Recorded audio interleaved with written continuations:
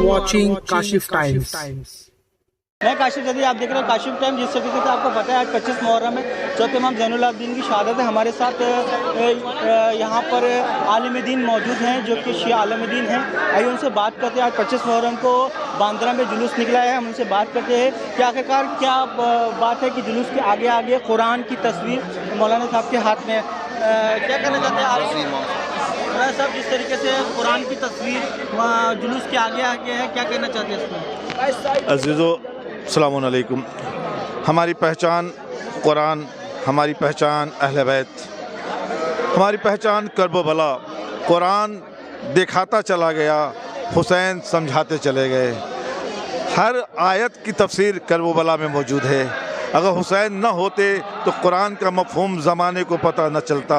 हुसैन ने अपनी कुर्बानी देकर बता दिया कि हम वो हैं जो कुरान नातिक हैं। हमारा सर तन से जुदा भी कर दिया जाए तो कुरान की तिलावत हमसे नहीं छूटेगी। और ये पूरी रहती दुनिया तक के लिए एक पैगाम है, ख़ासकर हमारे शियों को। याद रखना, रसूल ने भी हमारे हाथों में दो चीज़ें दी हैं, एक अहले बैत, एक कुरान। और याद रखिएगा, जब हाथ मशगूल होता है तो कोई दहशत गर्दी नहीं होती।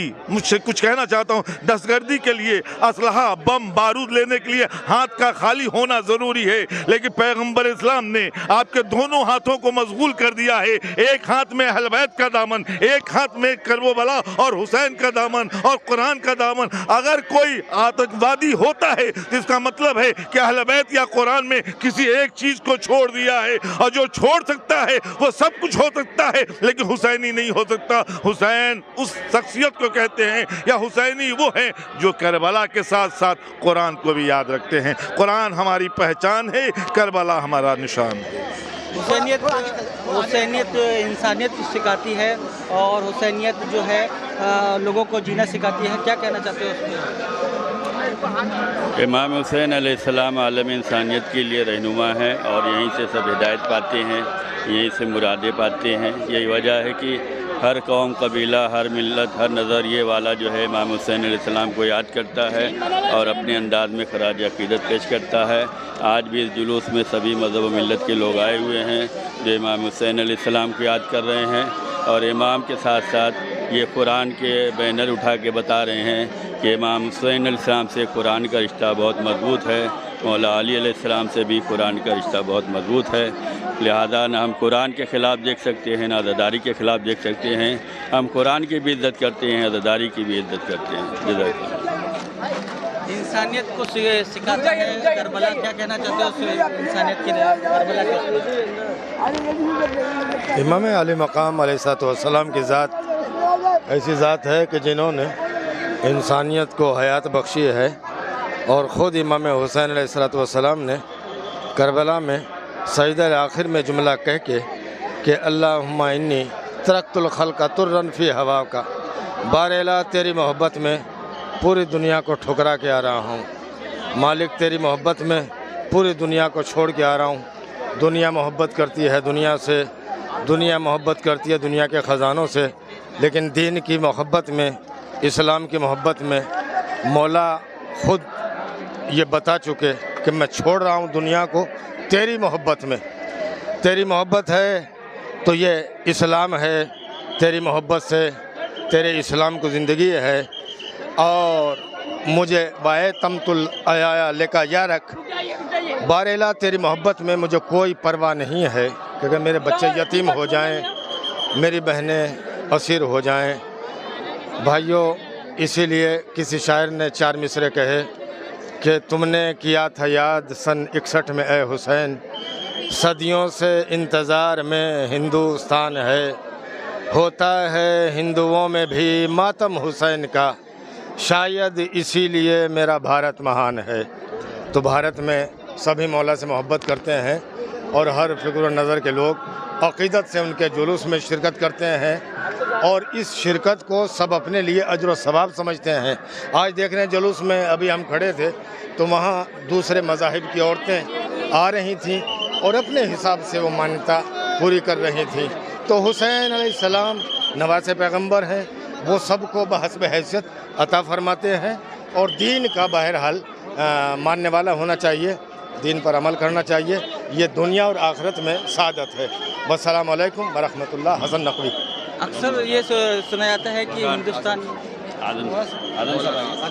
مولانا صاحب اکثر یہ سنا جاتا ہے کہ ہندوستان میں مولا آنا چاہ رہے تھے، آخرکار کہ یہ سچ ہے یا اس تاریخ میں؟ بسم اللہ الرحمن الرحیم۔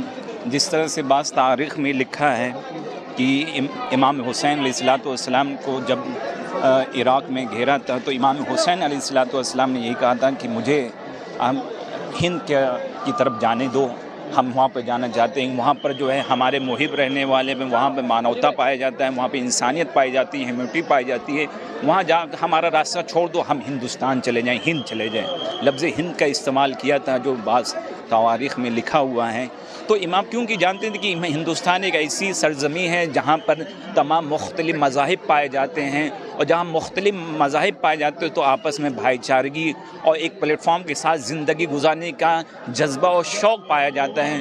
کیونکہ امام حسین علیہ السلام نے خود کہا کہ وطن سے محبت رکھنا ایک ایمان کی نشانیوں میں سے ہے، اور جو وطن سے محبت نہیں کرتا وہ مومن نہیں ہو سکتا، کیونکہ وطن سے محبت کرنا یہ انسانیت کا درس دیتا ہے، وطن سے محبت کرنا بھائی چارگی پیدا کرتی ہے، اور وطن سے محبت کرنا ایک اخلاق کا درس دیتا ہے کہ وطن ایک عظیم جگہ کا نام ہے جہاں پر ہم اپنے مذاہب کے حساب سے، اپنے دھرم کے حساب سے، اپنے ریلیجنس کی وجہ سے اللہ کی عبادت کر کے ہم ائمہ معصومین علیہ السلام کے جو پیغام دیا ہے، کیونکہ ائمہ معصومین نے فرمایا ہے کہ ہمارے پیغام کو زندہ کرو، خدا اس پر رحم نازل کرے، من رحم اللہ من امر احیا امرنا، خدا اس بندے پر رحمت نازل کرے جو ہمارے پیغام کو زندہ، کیونکہ اسی جلوس اور مجلس اور تمام دیگر مواقع پر ہم جو ہے ائمہ معصومین علیہ السلام کے پیغام کو،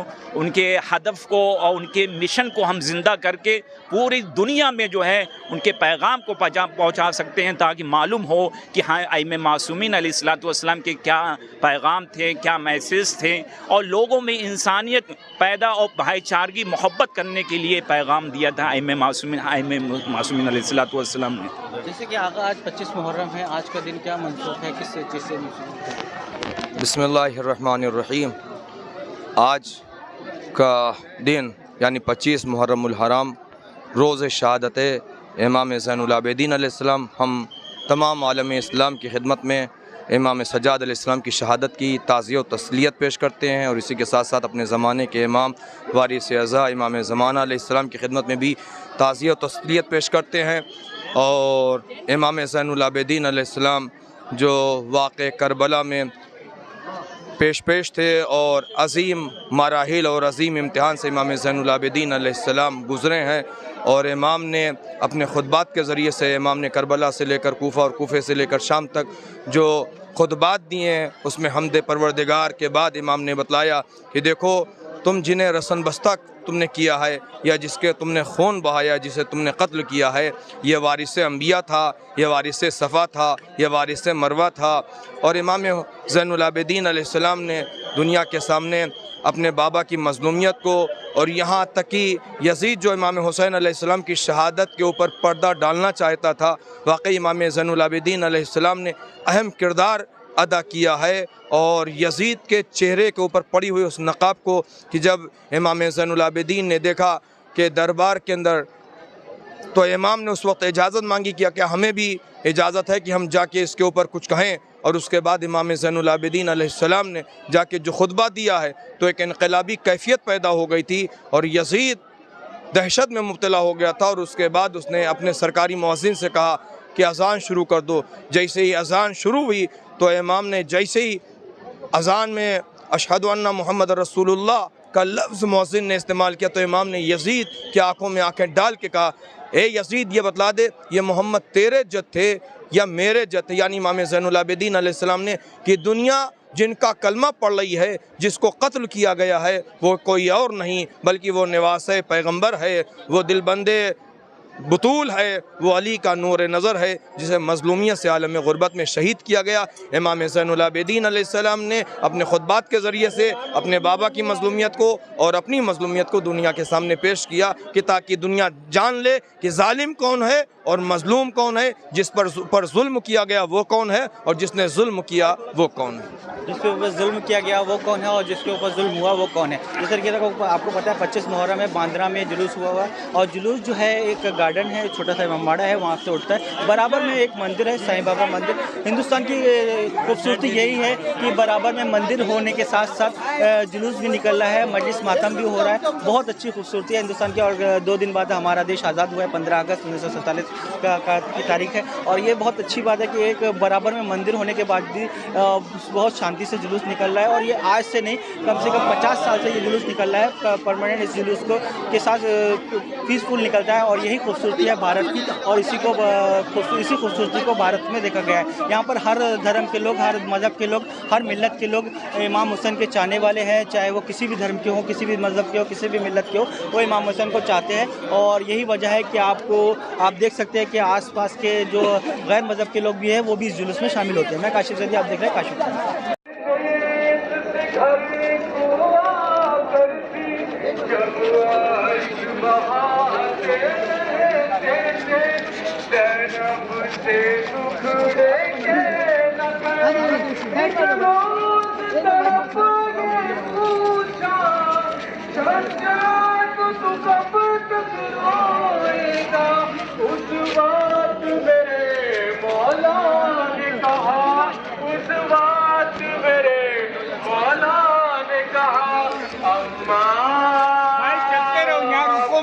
میرا